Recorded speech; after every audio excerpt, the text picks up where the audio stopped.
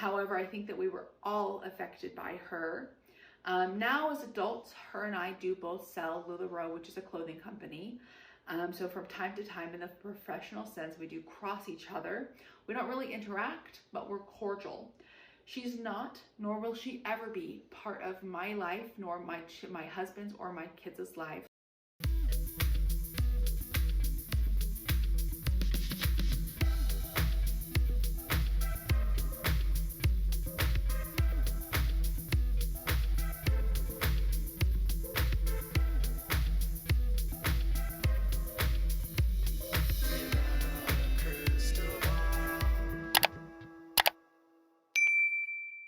Hey everyone, it's Katie from Without a Crystal Ball. Welcome back to my channel. It's Wednesday, January 25th, 2023, and I hope you're having a wonderful day.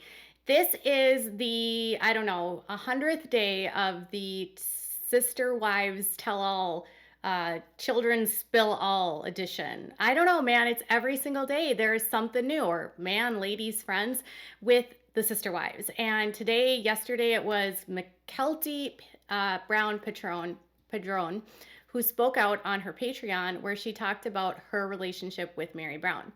Now, this is in response to comments that were made by Mykelti Brown in a live that he had done with an interview with a YouTuber named John Yates. He had made a lot of statements about a lot of different people in the family, but it was comments specifically about Meri that kind of like held on to the internet, and everyone was like, oh my gosh, Meri is the worst person ever.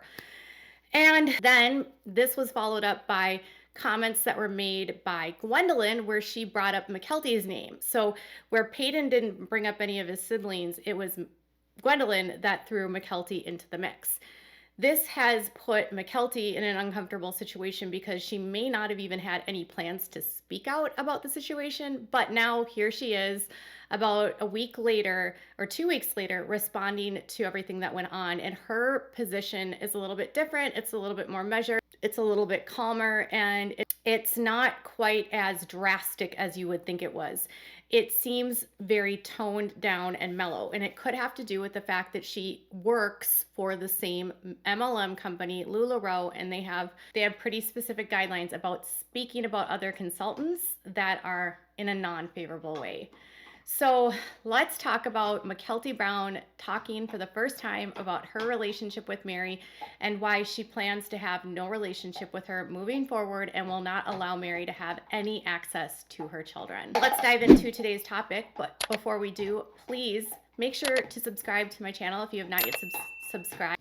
You can do so by clicking down there. Also, make sure, if you haven't, give this video a thumbs up if you like this kind of content. Make sure to click on the notification bells so you know when I go live or if new content loads.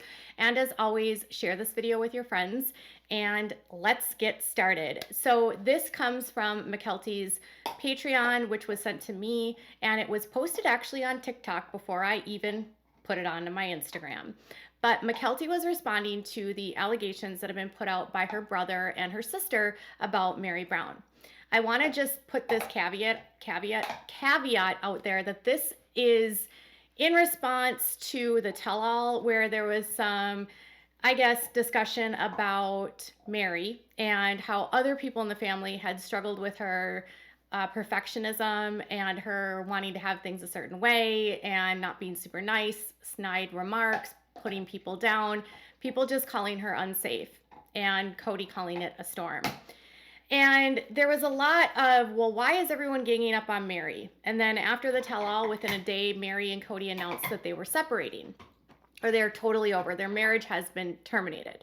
And now suddenly that the marriage is terminated, now we hear of this floodway of kids coming into the mix talking about their relationships with Meri. What kind of disappoints me is that Isabel was the one that said that when women leave polygamy, they are slandered and they are talked bad about. And that's exactly what's happening with Meri.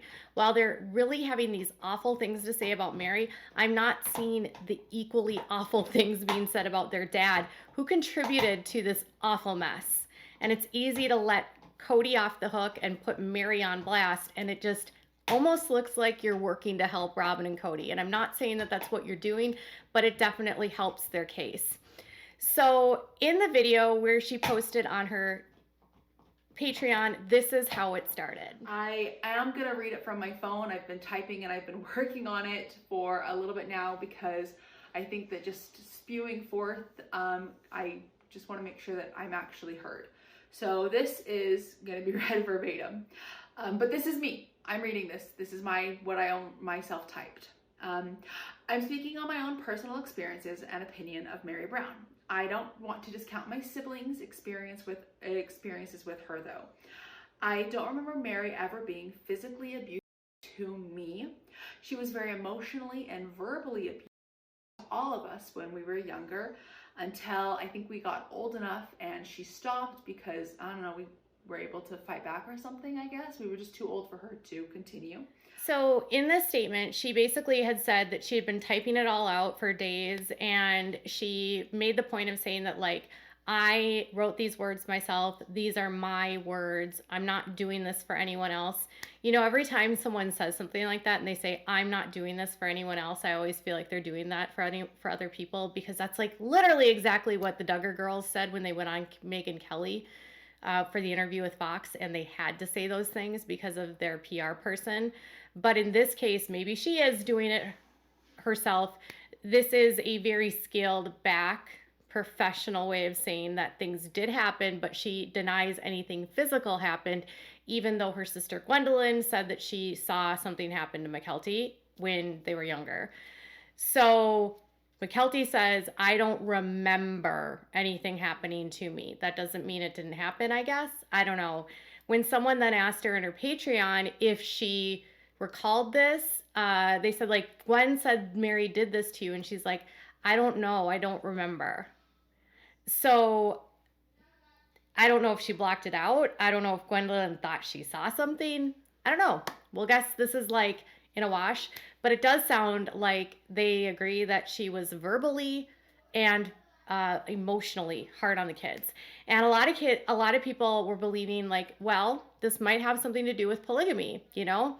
Meri was the legal wife. Christine was the youngest wife, and she had a lot of kids, and Meri had fertility issues, and she might have taken that out on the kids and on Christine and yelled and screamed to get her way. Wouldn't be the first time it trickled down to the children. And she says that she did this as long as the kids were young until they could fight back, and then she stopped. And it affected all of her siblings. So it seems like all of the siblings have had some background with her where they aren't, you know, they were scared of her.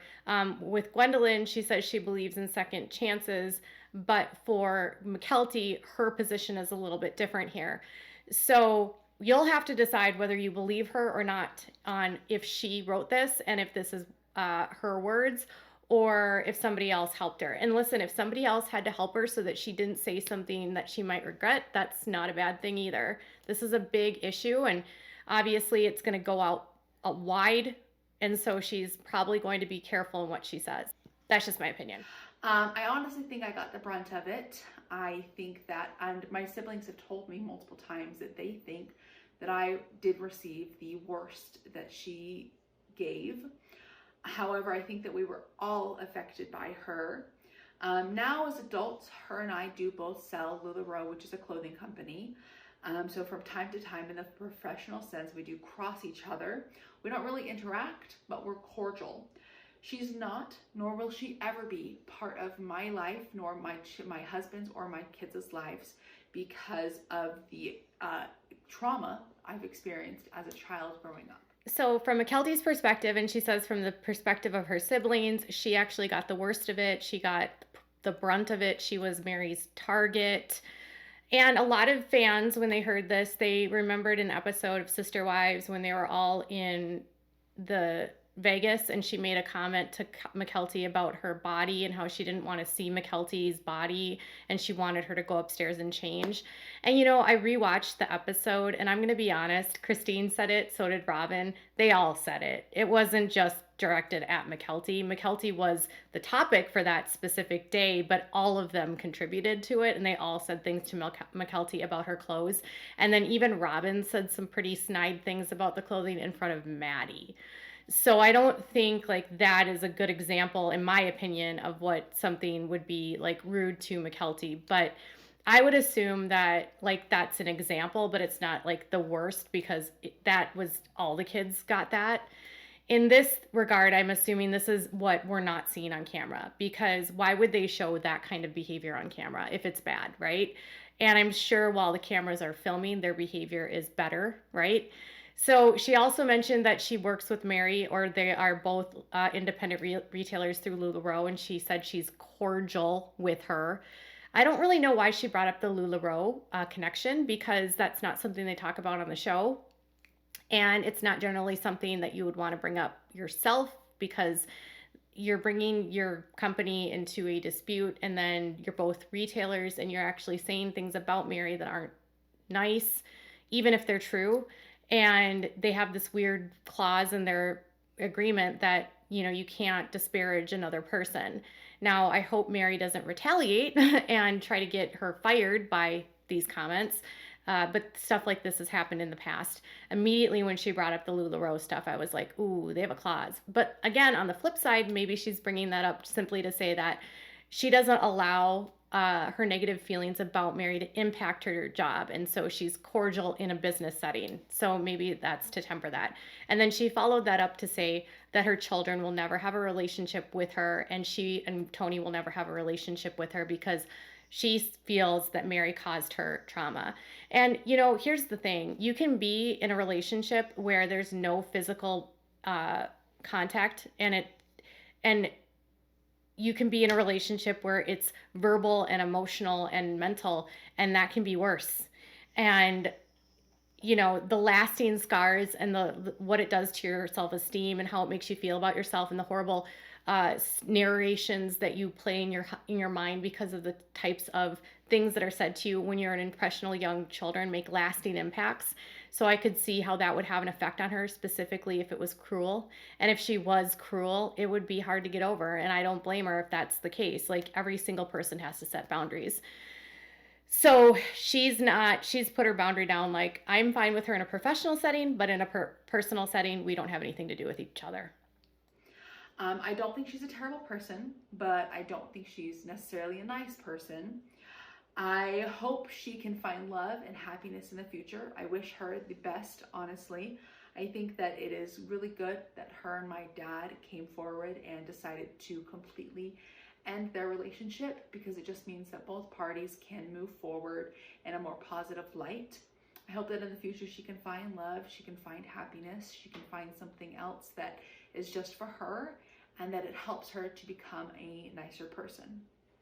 Anyway, thank you guys for watching. At the very end of her statement, she said that she doesn't think that she's a horrible person, but she doesn't think she's a nice person. And I think what I took away from this is that she wants Meri to be happy. She hopes that Meri will find happiness. And she, Mckelty, seems to understand the complicated situation Meri found herself in plural marriage, which made her feel maybe jealous, maybe frustrated, maybe like she didn't have things for herself, maybe that she wasn't feeling appreciated enough, maybe that she wasn't feeling like she's wanting something from Cody that she can't get. She can't have as many children as she wants. She's forced to be around people's kids. You know, here's the thing. And I know a lot of people love Christine, and I know a lot of people love Janelle, but Meri was the first wife. And even though she agreed to plural marriage, that doesn't mean it's easy. And if you're a legal wife and your husband takes these other wives and you watch them have children and you can't have them, and you have to effectively watch your husband have an affair with another woman, it would be hard. I don't know how I would react in that situation. I would hope that I would never be cruel to a child, but until I think anyone walks in a situation like that, you really wouldn't have a clue how you would react. Do I blame Meri for her actions or think she's a terrible person today? I would hope that Meri has changed. I mean, she certainly isn't in polygamy anymore. Some of her behavior online seems to suggest to me that even if and outside of polygamy, she's still kind of an arrogant person, and that she's kind of a narcissist, and that she really is just about what's best for her. And she also can be really demeaning to people. And so I feel like, and listen, I can be sassy too, so I get that. There is a level of directness with women where if we don't act prim and proper, we're considered bitchy, right? But I think with Meri, this is 50 some years of indoctrination that she has to unlearn and behaviors that she has to unlearn. And that means that you have to actually want to be willing to look inside of yourself. And if she is, I don't know if she is. I don't know if she is willing to look into this. And I also hope that we're not just focusing on Meri, but we also look at the fact, like, who was the one that brought in the other wives? Sure, Meri was the one that did the bait for him, but she felt like she had to do this as a part of their religion. So who's the one that married these wives and had kids with them? Cody. So of course we should be looking at Cody. And what saddens me here is that there's so much focus on how Meri was terrible, and I'm sure she wasn't great to these kids because his mistresses had children and she had to take care of them, right? And that's not to say the kids deserved it, because they're not. It's just an unhealthy dynamic for everyone. But we need to focus on Cody. We really should focus on Cody. Cody is the one right now that is winning because we're talking about Meri. And I really truly think that Cody is the one that holds the most responsibility for everything. Because at the end of the day, if you're the one that has all of these wives and you're promising that you're going to be a leader and you're going to take care of everything, and you know that things are happening to your kids and you're not making sure that they're safe, you're not a good dad. If you're allowing, or if you're seeing and you're hearing that your kids are being emotionally and physically or verbally hurt by one of the wives, and you're not protecting them from that, you're not a good dad. If you're having multiple affairs and kids with multiple women, you're not a good dad. If you're having so many kids you can't have a relationship with all of your kids, you're not a good dad. I think the not a good dad award goes to Cody. And I think Meri made a lot of mistakes, and I think Meri probably is not going to take responsibility for this. In my comments getting to this on Instagram, a lot of people were frustrated and they said, I don't know how Meri can come out from this. I don't know where Meri will go from this. I don't think I can watch the show anymore. And to people that say these things, I just wonder, were you so bamboozled this last 12 years that you didn't see how she treated people on camera? Were you so like swept up in the narrative that they were pushing out that they were good people that you ignored things that she said and did? Because I noticed her behavior on the show. I noticed how mean she was. I noticed how cruel Cody was. I noticed the verbal abuse that Cody dished out. And I also noticed the verbal abuse that she dished out. So I don't think, in my opinion, it changes anything in my mind, because I already didn't think that Meri was that great of a person, and I don't particularly think she's that likable. She's probably very hurt, and I think hurt people hurt people. And unfortunately, that was taken out on people around her, and that's the unfortunate part. And if Meri cares about any of these relationships, she would take the time and energy to make and restore them. But at the end of the day, if she's leaving Cody, she doesn't have to have a relationship with his kids outside of her own, really. And that her child can have a relationship with whatever of their siblings they want to have relationships with. So it's really, Meri can move on and not deal with this, and she might not say anything. She might still try to sell her ridiculously priced retreat, but I don't know if this is going to change a whole lot for her. I don't know. Maybe it is. For you, are you feeling like this is so bad, I can't even believe this? Because I'm not shocked or surprised, because this is what happens in polygamy.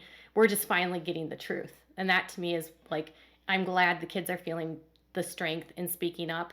And I think, the more of them that speak their side of things and share what they've gone through, the better, because then we get an accurate side of what polygamy is, and it's not beers and Skittles, as Cody would say. So tell me what your thoughts are in the comments below. Bye, guys.